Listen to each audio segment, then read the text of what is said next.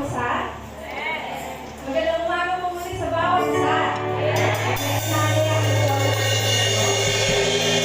At salamat sa Panginoon dahil isa na namang napakagandang umaga, napakagandang araw, at napakagandang pagkakataon ang pinagkaloob niya sa atin para paglingkuran siya sa mga oras na ito. Amen.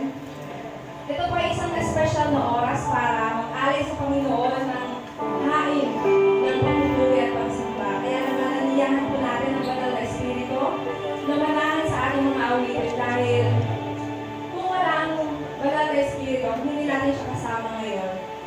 Lahat ng mga awitin, lahat ng mga salita na ating bibigkasin ay mawawalan ng saysay. Amen.